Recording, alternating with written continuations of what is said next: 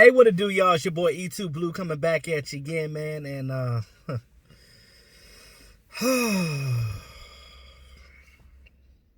always hate this time of year because, we've talked about this many times before. When players' contracts are up, it's like, okay, who's going to get signed, who's not? How much money we got, or do we have enough to do this, or we have to do it, I have enough to do that? Now, we know that everything is different this offseason because we have a whole new coaching staff with the Dallas Cowboys. We've had this conversation many a times. Now, we've talked about Dak Prescott many a times. Now, I'm tired of talking about Dak Prescott contract, but I mean, it's the source of everything right now. And it's almost like you have to talk about it. Now, it's the same thing when D-Law was going to sign his contract. Same thing with Ezekiel Elliott. They talked about the whole time he was in Cabo. Is he going to come back? And, they're asking players on the team. That shit is stressful to keep talking about that. Now, the D-Law situation. I told you guys before with this whole Dak Prescott situation. It took a while for his contract. It took a while for D-Law. It took a while for Ezekiel Elliott. That's just how these contracts go. Now, I'm not the one to... I know people brought up the conversation of Tony Romo, right? And they said that, when Tony Romo got his contract, he ended up being one of the highest paid quarterbacks in the league and never won a Super Bowl. And they also said that Jerry Jones didn't waste no time signing Tony Romo back then. I definitely get that. And it all makes you think. It's like, okay, well, you didn't take that much time to sign Tony Romo, but you're taking a long time to sign Dak Prescott. And I understand times are different. This is 2020. The salary cap is triple, quadruple what it was back then.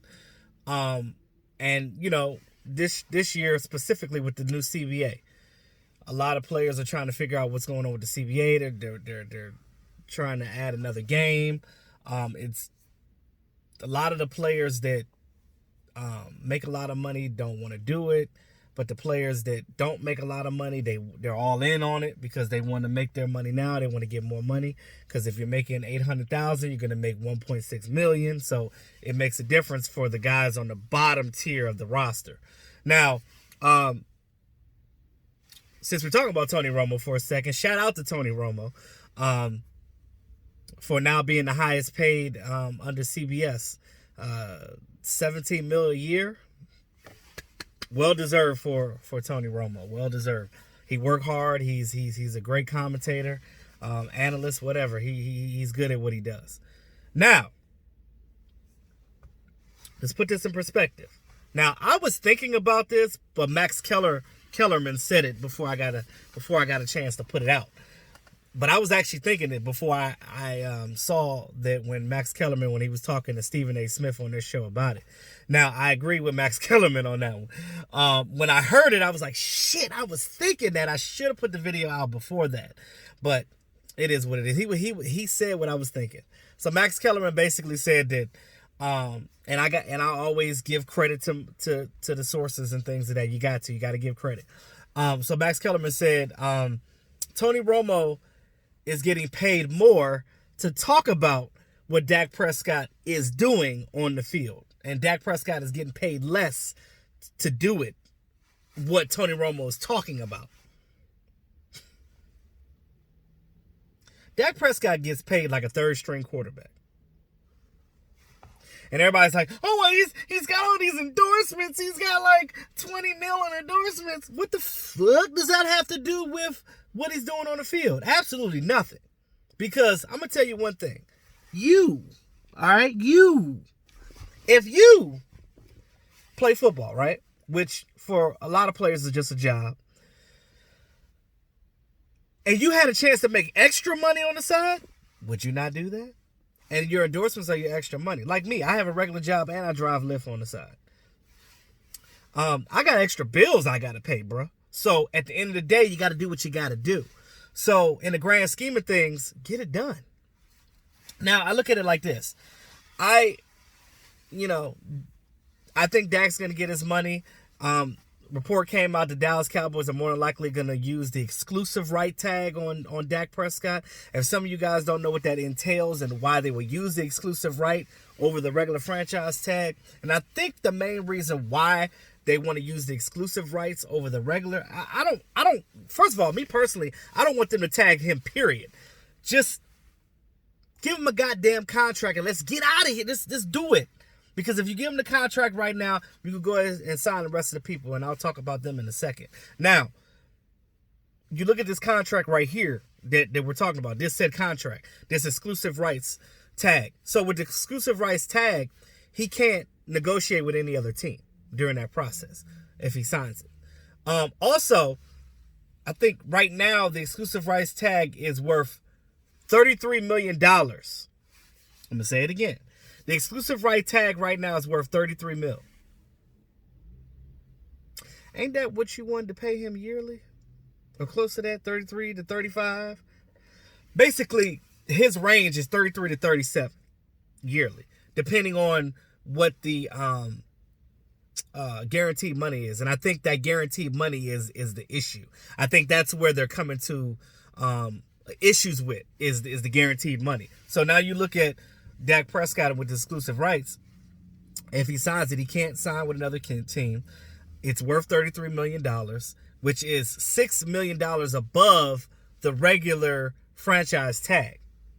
So he's going to get his money.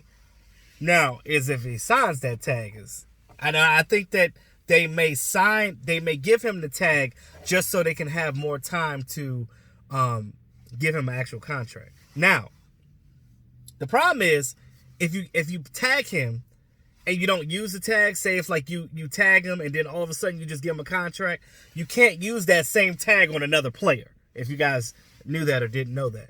That's the situation. Now, they said that the top people that they want to sign are basically Dak Prescott, Amari Cooper, Robert Quinn, and Randall Cobb.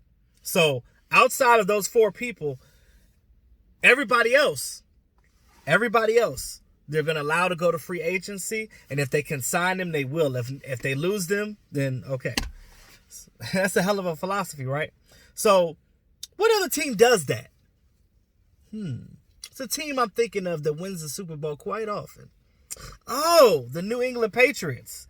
They actually do that. They don't sign people if they can't keep them. They keep, there's certain people that they want, their core, and they let everybody else walk. If they're not signed and they can get them on a cheaper contract and they come back, then so be it. But if another team poaches them and they gone, they just going to redraft and keep it moving every year. I agree with that concept, but you know, sometimes you fall in love with certain players and it's like you want to see them succeed in this offense and or defense. Now, I'm going to tell you my honest opinion about certain things, especially with Byron Jones. Now, we've been locked up in jail with Jason Garrett's offense and Rod Marinelli's defense that wasn't working for so many years. And I just look at the situation now and I'm like, okay, we got this new staff. There's some of these players that might not be on this team next season that I would love to see come back just to see what they can do in this system so I can clarify more that the issue that I've been trying to say before was Jason Garrett and his sorry-ass offense and that suck-ass Tampa 2 that we were playing with Rod Marinelli and having him and Chris Richard, which had two different philosophies. You can't have your coordinator and your secondaries coach having two different philosophies and expect to maintain shit and win games. You can't do that. That is a dysfunctional-ass family. You can't do it. No. So listen to E2 when I tell you this. You have to do the right thing. That's why Mike McCarthy said, look, we're going to adjust our scheme to the players that we have. And I'm all in on that. So, again, we know that he wants Randall Cobb back. We know that Robert Quinn, they want him back. They want Amari, and they want Dak. They didn't mention Byron Jones. Now, I'm going to speak on Byron Jones just for a second before I end this video. Now, Byron Jones, if he goes into free agency, he's going to get at least $15 million a year. You know, us fans, we look at Byron Jones like, oh, he sucks. He don't get no interceptions. He not a ball hawk. He don't do that. I guarantee you he play better than Mike. No. Now, I don't think that he's a ball hawk, and that's just not his game. But I'm gonna tell you, he's a solid corner. A lot of quarterbacks don't throw it his way, and when they do, he bat that damn ball down. He don't get thrown on. He don't get scored on a lot. It doesn't happen a lot. Even when he had, I think the most time he got scored on was when he had that hip injury and he had to go get surgery on it. But by that time, it was like playoff time. So I look at it like this. I like Byron Jones. I wish he could come back, but as I'm seeing how the team is playing things out and how they're just allowing players to go into free agency, once Byron Jones go into free agency, you can say bye-bye. He ain't coming back because the Eagles need a secondary. The Tampa Bay Buccaneers need a second. It's a lot of teams that need some damn secondary right now. The Redskins need a damn secondary. So there's some teams that need a secondary, y'all. And the top two teams that's looking at Byron Jones right now are in the damn division. So do you want to see Byron Jones in the division? Hell no. If he go to another team, I want him to go to the AFC like Anthony Hitchens and them did, a team that we don't see very often, because I like Byron Jones and I don't want to play against him because I like him on the Dallas Cowboys, but that's just my personal opinion. I try not to be biased at all, but I think that Byron Jones has a little bit more to give than what we're giving him credit for. And a lot of these guys on defense was a product. Their failures were a product of this sorry-ass scheme that we've been dealing with for 10 plus goddamn years. I need you guys to understand that, okay? So when you, as a vlogger, I evaluate these players, not just off of their merits, not just off of what they've done within the team, whether they were up and down injuries. You got to look at the whole thing. You can't just look at one aspect. You got to look at the whole picture from day one to today. That's it. Now, it sucks because I got a feeling that Byron Jones is going to be like when we lost Travarius Ward. When you see him go to another team and they do great. And you're like, God damn it, and we couldn't get that production out of them because we had that sorry-ass staff. But now with this new staff, some of these players are going to be gone, and unfortunately, we're not going to know what they can do. But, you know, it is what it is. So if they give Dak Prescott the exclusive rights tag, hopefully they get him a contract. But, you know, with him, they've been having talks with Amari Cooper, so we know that these guys are pretty much guaranteed to get penciled in at some point. It will happen at some point. Mike McCarthy wants Dak Prescott as the franchise quarterback, and it's going to happen. So that's it. So that's all I have for right now, guys. Let me know what you think in the comments section. Thanks again to all my subscribers. Appreciate you guys. If you're new to the channel, go ahead and hit that subscribe button and go ahead and tap that notification bell so you know when I'm on. It's your boy E2 Blue, always keeping it real. Talk to y'all soon.